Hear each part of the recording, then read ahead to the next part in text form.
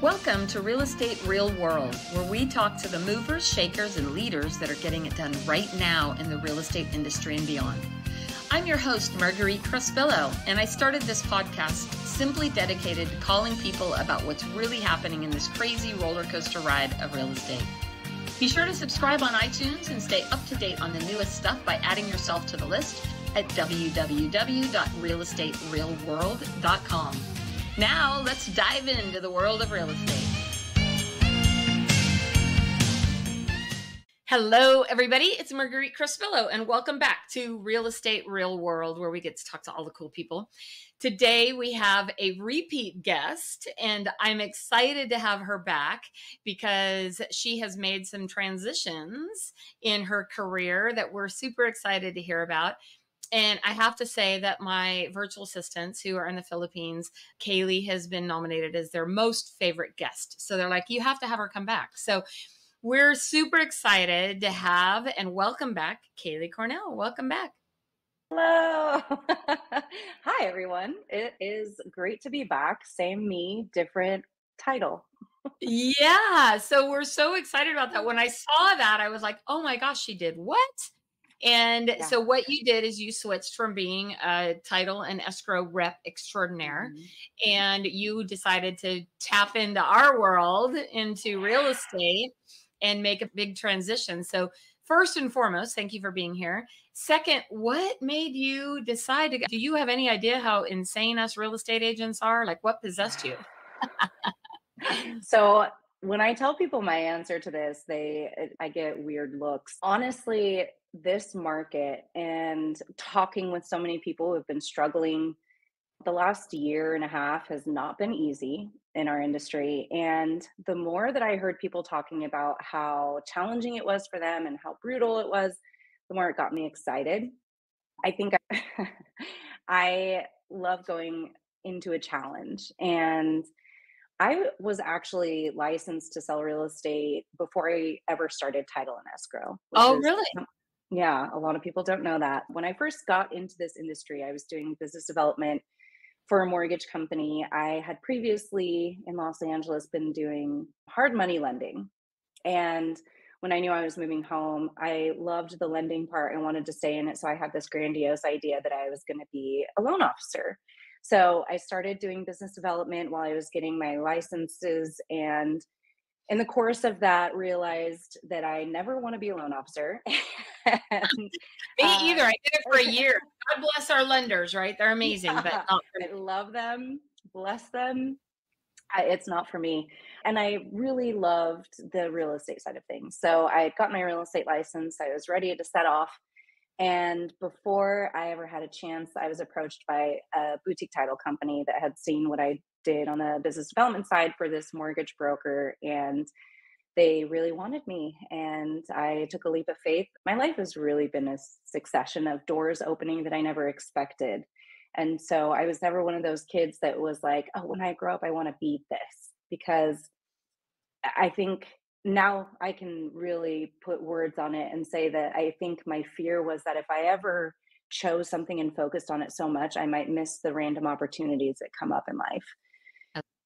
So it took me through title, and I have to say it was an absolute stepping stone that was so necessary for this transition into real estate, because I gained so much knowledge on what happens on the backside. And I can say, based off of where we are in the situation, these are some challenges that might come up in the transaction. And I just feel so much more educated and experienced to help the people on this side of things. So yeah, this market, the challenge within it is when I knew it was time for me to fly the escrow coop and just jump in. So I know you have an amazing wife, so I'm sure she was amazing, but what did she have to say about all this? What did she think? She has been talking about it, pushing me towards it for a very long time. I think the scariest thing for us was that she is also an independent contractor in her world. And so walking away from that security of a guaranteed paycheck, of guaranteed benefits, it was frightening. That I think is still the scariest part, but she and I are both a failure is not an option kind of mindset. And so she was just very excited for me. She can't wait to see what happens. And officially 6 months in. Yeah, I was going to Yes. ask, how long has it been now? Yeah. 6 months. So 6 months. Whew, can't believe it's been 6 months already. Time flies. But yeah, it's been an incredible experience. I don't know if you want me to just dive into Yeah, what dive happened, in. the Let's journey hear so it. far. Okay. Let's hear Okay. it. Let's go. So yeah, I started out in January 15th was my first day as a realtor. It was a Friday. The first couple weeks are really drinking from a fire hydrant of signing up for everything, getting all of your associations and everything organized on the back end. But you are also now having to lead generate. So I gave myself 90 days to get my first deal in escrow, and I didn't take a day off. I worked 55 days straight doing open houses, door knocking, calling people. I canceled vacations. I knew that I needed to really focus on production and building that momentum and getting that kind of, I looked at my momentum as like an uphill challenge where I was pushing this rock uphill, and it was really difficult at first. But as the days went on, I could feel the push getting easier. And I knew that I was about to crest. Days I gave myself that time. And on day 45 exactly, I got my first deal into escrow. Yeah, it was very surreal, but it was very exciting. And so to date, I've closed 4 deals. I have 4 in escrow currently and a couple more in the pipeline coming. So I think honestly, the hardest part is that I have so many people who look up to me and who are constantly complimenting me and telling me how incredible that is. I have not personally felt that moment of, wow, you're doing really good. And I think that's been my biggest challenge because I'm always looking at what more there is to do. And I haven't allowed myself to really celebrate any of my accomplishments so far. So I think it's a combination of I need to set realistic expectations, but also I really just need to allow myself to enjoy the little accomplishments and celebrate every little win, no matter where I think I need to be or how much more there is to do. So yeah, it's been incredible. So let me give you a reference point that might make you feel Okay. better. You've heard this, I'm sure. The average agent across the country does 3 transactions a year. So 3. Okay. So that's Yeah. the average agent across the country. That's 1.2 million real estate agents right now. I think we have in the US. I'm not sure the exact count, but the average agent closes 3 a year. The fact that you've closed 4 in your first 6 months is a testament to how hard you are willing to work and the effort you put in. Because here is my challenge. And I just saw this recently with a brand new agent. I'm like, why did you get into real estate? They said, because I closed on my house. And I think it's ridiculous how much money the real estate agent made on my house. Mm, She didn't do anything. And I said, here's the interesting thing. Masters make things look easy, right? yeah. So if you're a master at your trade and you're a master at your skill and you put in the work, you're going to make it look easy. Isn't that our goal for our clients, to make the process really smooth? And the better we are at it, the more that we make. And I feel like we more than earn what we do, because I don't think that the average consumer has any idea what's happening behind the scenes. And I'm Mhm. curious for you, transitioning from title and escrow to real estate, was it everything you thought it was? Or like, what has been your experience so far? Was it what you thought it would be? Yes, and then some. So I a phrase that I have been saying a lot lately because everybody knows a realtor, right? There's my brothers, best friends, uncles, cousins. Everybody knows at least 5 realtors that are within their inner circle. And so what I've been telling a lot of my clients is there are a lot of realtors out there, but there are not a lot of professionals. And I think that unfortunately, those other realtors give us a really bad name because they don't go above and beyond. They do the absolute bare minimum. And then that is the imprint on whoever they're helping. And that person talks to everyone about it. So there is this stigma that we don't deserve what we earn. So I think for me, educating all of my clients on exactly what I do every step of the process. There's 20 plus different negotiating points that I represent every buyer on throughout the whole transaction, and really showing them what I do. I think that we have this tendency to, we don't want to stress them out. We don't want to cause more anxiety because it's already such an emotional process. But I think it's important for us to show them all of the little things that we do. And maybe we can figure out a way to present it that, I don't know, is after the fact. So it's not so much or overwhelming emotionally. But I think that it is our responsibility to rewrite that stigma and to show people that what we do is not easy and there's so much that goes into it. And even though I had years of experience in the transaction on the escrow side, I was blown away by how much there really is to learn and understand, both contractually with all of the different forms and documents that we have to know and be able to explain simply to people, but also just the process and being able to pivot and figure out how to overcome challenges that come up during every transaction that are heart attacks for our clients, but very normal things that come up for us continuously. So there's, for me, it's thrilling. It is interesting because even when you just talk about the contracts, I'm old. I've been in real estate 30 years. And You are literally, so young at heart. literally, when I first started in real estate, the contracts were only 4 pages. And we didn't have disclosures. We didn't do inspections. We didn't do any of the stuff that we do now. Total transparency. We didn't have the MLS. We had books. So it has changed. This is a question that came up actually on a podcast that I did for someone else. They're like, what have been the most significant changes you've seen in your 30 years? And I would say that it's really been technology, social media have been the big ones that have changed our industry like no other. But even it has, the transaction, the process has become so much more intricate and complicated and detailed that it didn't used to be, right? And so it's been really fascinating because even like we have all these changes going on right now in our industry with lawsuits that are happening. And so much of it really is a lack of appreciation for what we do. And I think it is because of exactly what you said. It's the transparency. It's like, we don't want to bother our clients with all the details. But the flip side of that is that they have no idea what we do every day, right? And Yeah. we make it look like it's easy. And I see such a high turnover in the real estate industry, mostly because agents don't have any concept, or when people get into it, they don't really understand all that we need to do. I love that you just said there are 20 negotiating points. I don't think I knew that there are 20 different negotiating points during the real estate process. And I'm telling you that being an expert in that alone can make or break a deal.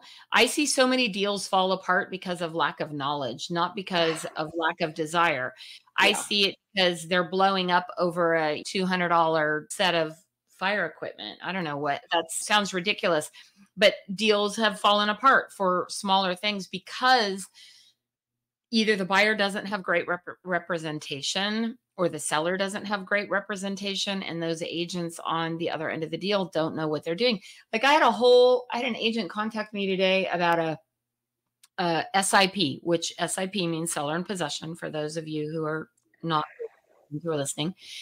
And the whole thing with the SIP is the buyer is upset because the seller didn't get out early. We're like, wait a minute, that's the whole point.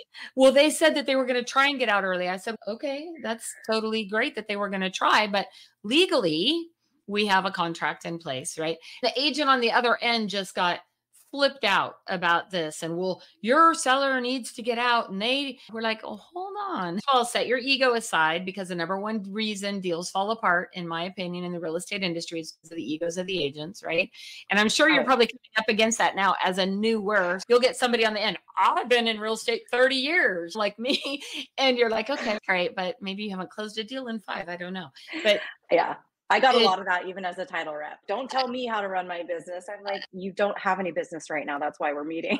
So, it is. It's crazy. And it's, if you could step back for a moment, and sadly, there's a lot of bullies in real estate agents as well. They're like, I'm going to tell you, we had this one where the agent was like, you need to go talk to your broker because your broker doesn't know what they're talking about. You're like, okay, you don't know what you're talking about. Like, and it's hard sometimes to step out of that and take a deep breath and then come back and say, okay, let's work through this. Like, at the end of the day, the goal is to get these people in a home, not for you to be trying to tell me how life is. I really want to touch on that because this is a topic and an area that is I'm so passionate about. I have heard horror stories, and it seems to be a particular dynamic. I'm sure it happens otherwise, but between a male agent and a female agent. And I have heard, Oh yeah. to my horror, so many female agents talk about how they were in a transaction with another male agent and a challenge came up, as they usually do, and instead of being able to accept and realize, hey, we're on the same team, we have the same goal, the male goes completely ballistic, cusses at them, yells at them, screams at them, just handles the situation completely unprofessionally. And more than unprofessionally, just disrespectful from a human to human basis. And I have been grateful not to have that situation. I pray and hope I never do. But it breaks my heart to hear that there are professionals in our industry that are willing to treat other professionals, other humans that way, when ultimately we really are on the same team. We both want your seller, my buyer, or vice versa, to get out of the house and to get in the house. So, why are we not working together? Why are we not collaborating instead of fighting? It's not you or me versus each other. This is same team, same goal. So the ego really destroys things. And, oh, I look good for my client. Let's put that chest beating aside and let's just understand that we are here for the same goal. And yes, we need to protect our clients, but we can do that respectfully and we can do that in such a way that everybody's happy. There's no need to get wild like that. So it's crazy. No, It's it's crazy to hear crazy those that you stories. say that, because the situation I was just talking to you about was a male agent on the other side and female on this side. Now, obviously, this is not all men, not all women. I've seen women be just as brutal and Mhm. vicious and mean in a real estate transaction. But interestingly enough, it was. It- and the hard part for me is this happened to one of my agents, right? And the agent on the other end, my agent was a female, and the agent on the other end was doing that.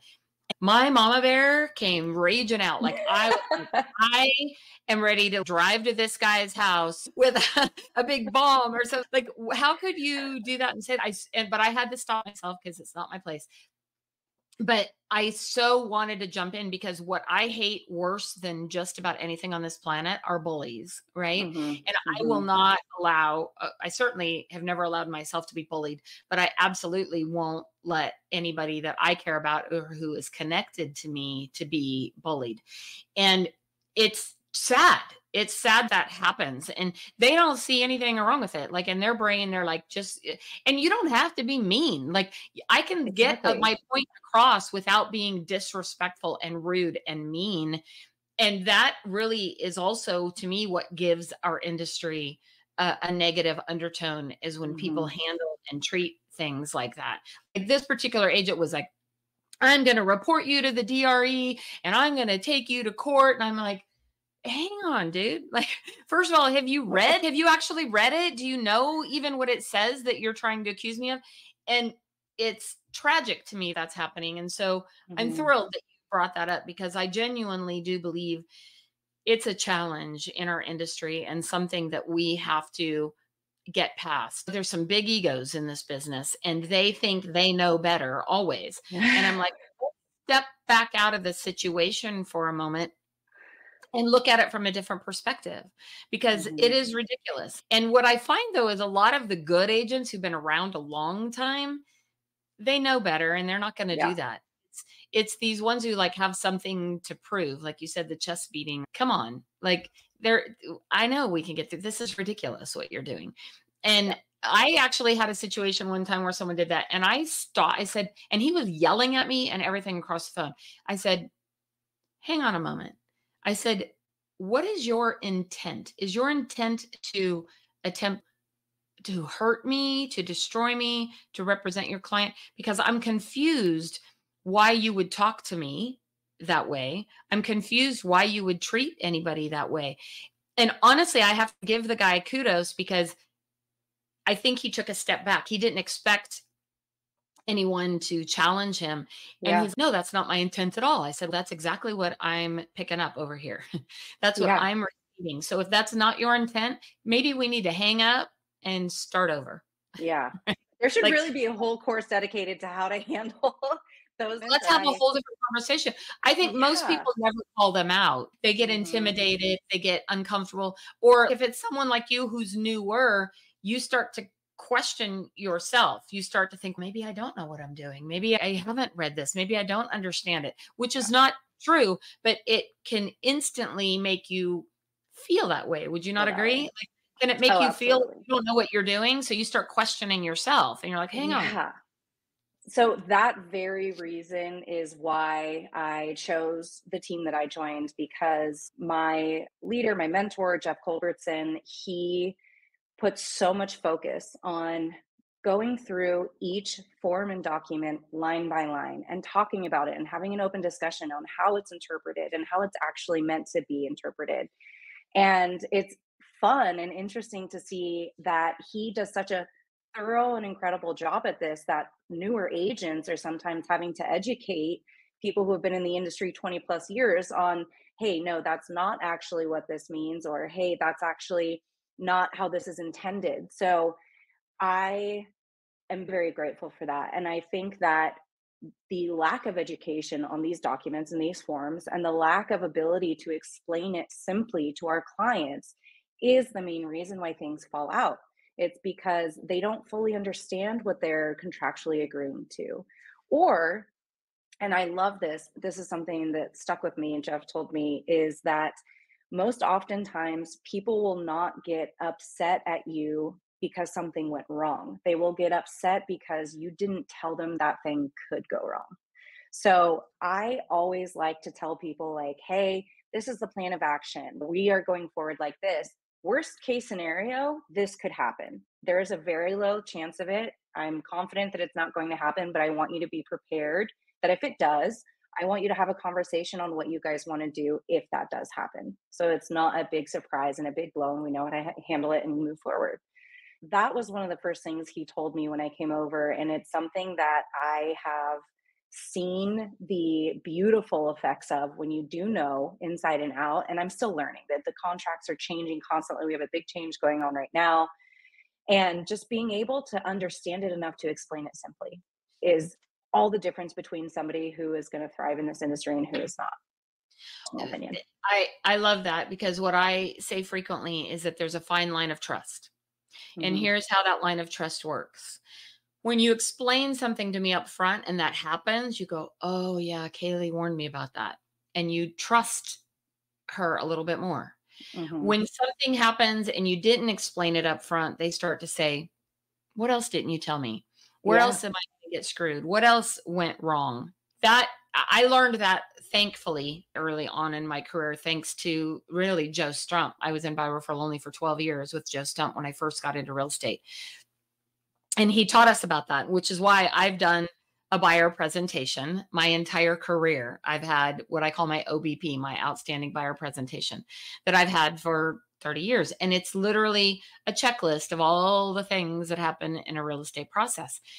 But I'm shocked by with these some of these changes that are coming down the pipe, how few agents never do a buyer presentation? How few of them never go through and explain the process, never help those buyers learn what's going to happen as they go through one of the biggest financial decisions they're going to make in their lifetime. I'm shocked. I guess I'm not shocked, but I'm shocked by it. And I'm saddened that we're having to go through this because of lack of, I don't necessarily like to say the word transparency. I think it's more lack of knowledge. Like the average agent, any agent would never take a listing without a listing agreement and a listing presentation. I say all the time, well, why wouldn't you do a buyer presentation? And the only reason they haven't is because of lack of training and lack of, it hasn't been required. Where a listing, you can't take a listing without a listing agreement. You shouldn't be helping or handling a buyer without a buyer agreement and without a buyer presentation that you're doing. It's just, to me, it just makes sense. So I'll be really interested to see what happens with all of these changes that are coming and what that's going to look like. But I'm really impressed and proud that you have learned that right out of the gate. Thank you. Yeah, I think one of the benefits of being a title rep was that I got to go into all these offices. I got to experience the training people got. I got to see the good, the bad, and the ugly. And so I knew where I needed to be. And I've been grateful for it every day. And to your point, I also think that one of the reasons that people neglect or avoid a buyer presentation, more than lack of understanding, it's lack of confidence. Maybe they don't necessarily fully understand their unique value proposition and what they do to represent and protect a buyer and aren't comfortable explaining that. I think there's so many different factors that go into it, but ultimately buyers deserve just as much research, preparation, and presentation as our sellers do, if not more. And there should really be more emphasis on it. I think that with the changes coming, I'm actually excited about it because I Me too. believe it's going to force all of us to be more prepared and understand exactly what it is that we do to help buyers. But also, it's going to weed out a lot of the buyers who aren't really serious, just want to open a door, just want to look, they're curious, that nobody's going to want to sign a one-page agreement to even look at one house if they're not mildly serious about pursuing that property. So I think it's going to be twofold. We're going to see a lot of people leave the industry because they are scared or intimidated by the changes coming. And then I think we're going to see a huge push from the buyer side of, now we're working with more serious people.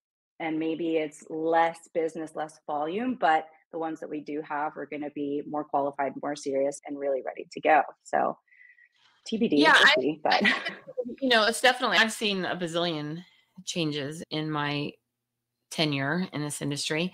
But I would have to agree with you on this one. It's been, I think, because there's so much social media and so much news around it and so much talking around it, that it's been much more out there than probably any other significant change in our industry. Like, to me, there's a lot of other stuff that we should be way more outraged about than, yeah, oh my gosh. you know? And I'm like, I could go on all day about that stuff, but I think that it's definitely going to bring some changes. And what I hope is that I hope that it raises the professionalism, as we started this Mhm. conversation with, of the industry, and that we have to see ourselves as professionals before the consumers can see us as professionals. And historically, this industry has attracted people who got in to do it on the side. They got in because they wanted to go see houses, right? And you're like, okay, that was I wanted to fine for make a lot of money. Yeah. the first few months, but now I've seen probably every type of, rarely am I shocked by a different house these days. But it's that's fine to get you in the door, but that's not what will keep you in the door. Like, Mhm. you have got to learn how much more this is. And this is a career. This is a profession. It's not something that you can have a full-time job and kind of do on the side. And it's interesting because I heard statistics that the average agent gets into the business for 2 years or less because they piss off their family and friends and they get out. So they they do a few transactions for a family member or a friend, and they realize that it's not that Mhm. easy, and their friends or family are pissed off, and so the agent gets out. And I don't see very many agents committing like you did, where you literally knew you were going to have to work your butt off for several months, and that you did all the open houses and you did all the door knocking and you've done all that stuff, I hear so many agents right now complaining about, what do I do? I'm like, well, you have to go to work. Yeah. Like, stay home in your pajamas all day and expect Yeah. the phone to ring and say, oh my gosh, I'm happy to help you buy a house. Like, you have to really, I think in this time more than most, you have to be proactive. You have to be Yeah. constantly pushing. And I've seen so many changes. And I know that great agents will do well in any market. It doesn't matter what the market is, but you have to do the work. Yes. You have to get up every day and you have to get up and show up. And I just see too many agents not doing that. I think social media is such an incredible thing in a great and horrible way because it has brought this perception of we see a microsecond of a life. We don't see all of the work or hard work that it took to get there. And we want it, we covet it, but we don't fully commit to everything it takes to get there. And being a title rep, part of my role was to not just teach, train, and educate on title and escrow, but also to help realtors and lenders create marketing plans and to grow business and build business. So before I even made the transition, I had been creating my marketing plan. I knew I was going to focus on three things. It was going to be my sphere, open houses, and door knocking. I'm one of those crazy people that I love door knocking. I love talking to people. I can't tell you how often I get invited to people's homes. I should be a little bit more concerned about that, but it's just I like I love they're so proud to show off the home that they've created. And it's such a beautiful way to connect with people. I went to a Tom Ferry event recently. I think I saw you Yeah. there. Yeah. Yeah. And it was interesting. On the lunch break, I was at a restaurant nearby. I went with one of the agents I ran into there, and there were some agents in front of us in line ordering. And what they were talking about was all of the reasons why they wouldn't or couldn't do the things that Tom was suggesting. And Oh, yeah. that blew my mind. Why would you take time out of your day to come to something to learn new things, to be encouraged, and to invest in your business if you're going to immediately come up with roadblocks and reasons why you can't or wouldn't do that? And I think that was my biggest devastation as a title rep. I take a lot of pride into helping people and pouring into them. And I would see maybe literally less than 10% of the people If that I that. met. Yeah. Yeah, not even just try it, but actually stick with it. And to me, that was the biggest travesty. It's you have everything that you need. And it's funny now because I have people come up to me and compliment me on my success. And when I post about what I'm doing, they say, "Oh, don't give away your secrets." And my first thought and my first response is, I've been giving away my secrets for 8 years and nobody has done anything with it. So I am not worried about suddenly someone seeing them now and saying, "Oh, I'm going to go do that." And even if you do, good. I want to inspire people. I don't ever want to be that person that someone looks at and is intimidated by. I want them to feel comfortable approaching me and saying, "Hey, can I pick your brain? Let's talk, let's collaborate." Because even if you do everything exactly as I do it, first of all, to me, flattery is the highest form of compliment, or I'm sorry, imitation is the highest form of flattery. But secondly, I am never intimidated by somebody who is in my same circle doing the same things that I'm doing because there's so much business out there. And no matter what people say about the market, whether it's good or bad or indifferent, whatever, the market never stops. It's Nope. always moving. So to me, that means there is always opportunity for the people who are willing to wake up and go get it. And I want to grab as many people I can in my arms who are my age or just starting out, or even if you've been in the industry 20 years and you're brave enough to say, "I need to do something different," come join my circle and let's just lock arms and collaborate and I'm do laughing something because different. I remember years ago, we're talking probably 20 years ago, I was on stage with Joe Stump and I was speaking at one of his events. Probably, I don't know, 500, 800 people in the room. It was a big event, like Tom Ferry's event. And it was my first time being on stage speaking in front of that many people. So I was sweating bullets. And afterwards, exactly what you said happened. I actually had several agents who came up to me and they were like, "Oh my gosh, thank you so much for your information. But you know what? That won't work in my market." And I thought, and I remember saying to Joe, I said, Joe, what do you do when you're standing up there telling people what you've done? I had done it. So it wasn't like I was up there trying to preach to the choir or tell them something different. It was stuff I had done. He goes, you know what? I just smile and nod and say, you'll evolve. And I'll never forget. I'll never forget that, because what's funny is since then I've spoke all over the country, and Mhm. almost every single time I speak, I get somebody who comes up to me afterwards to tell me why it won't work in their market. And I think, you know what? It will. Like, real estate is literally the same for the most part around the world. Mhm. There's variances, right? There's little things, contracts, things like that. But it always is somebody wants to buy, somebody wants to sell. We are the facilitator of making that happen.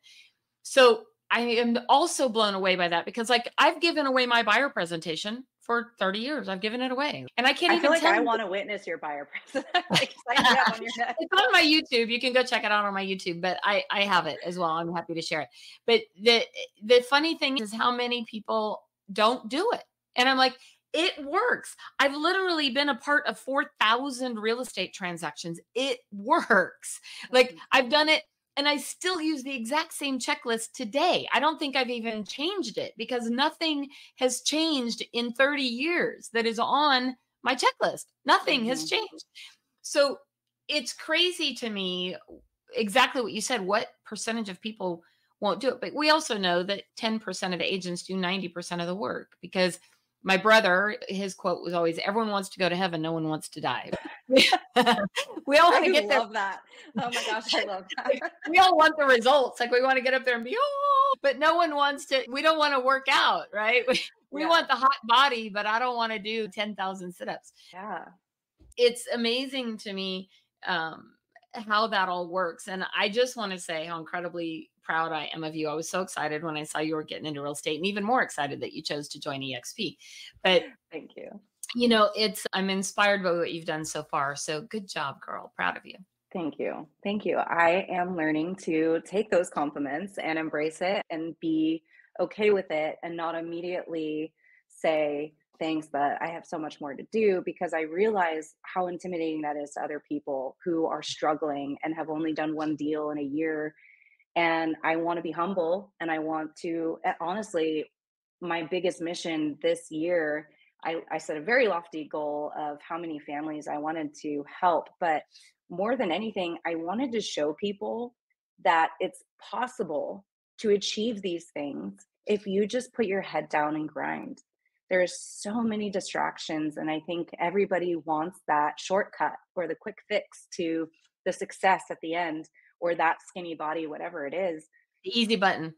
Yeah, the easy button doesn't exist. And I think it's so beautiful, the journey that everybody wants to avoid. But that's really where our self discovery is. That's really where our connectedness comes from, when we allow ourselves the chance to be vulnerable, to fail. Because guess what? You can't have success if you don't fail multiple times along the way. And it's just, I think that's another thing that social media has ruined us on, because even if you are in a good groove, you open that, you see how successful everyone else is doing, even if it's not actually true. Nobody wants to post about their struggles or their challenges or their failures along the way. So all is this perfectly primed and set up moment. But it has absolutely destroyed a lot of confidence. And Teddy Roosevelt, his quote on comparison being the thief of joy, as soon as you start looking around at what other people are doing, your joy is gone, because you are comparing where you're at to everyone else, and you don't allow yourself the joy and the gratitude and the celebration of where you are in your own personal journey. And I think that's one of the biggest challenges we face globally as a human race. And I think we need to focus on embracing more of that nitty gritty, the real life stuff, and showing people what's possible. Don't listen to all the noise. Don't listen to all the news. Just put your head down and focus on what you need to do, and you can literally achieve whatever it is that you want to achieve. I'm not sure we can top that on this conversation today. So Kaylee, that was extraordinary. And I just want you to know, I totally am celebrating you, and I'm so excited for what is to come. And I'm so incredibly proud. And thank you for being a guest on our show again. Thank you for having me. Honestly, I'm thrilled and flattered anytime anybody wants to hear what I have to say. So thank you. And I hope that whoever is listening would love if you were just on here every week. They would be happy. They have my social media, so let's talk. Let's just be friends and talk. Thank you again for being on our show today. I'm so inspired and excited for you. And thank you, everybody, for joining us again on Real Estate Real World, where we get to talk to all the cool people. We'll definitely have Kaelee's contact information in our show notes, so be sure and go follow her on all of her social media. Super proud of her. And be sure to share the love. Be sure to share our podcast with those that you care about and spread the word, and give us a great review if you get a chance. So thanks again for joining us on Real Estate Real World. Go out and make it an amazing day. Thank you for joining us today on Real Estate Real World, where we talk with masters and leaders in the real estate industry and beyond on how we can raise the bar in our industry. Please subscribe over on iTunes, and while you're there, be sure to give us a review. Your reviews encourage us and help others to find our podcast for show notes and hot topics on what's going on right now in our real estate industry.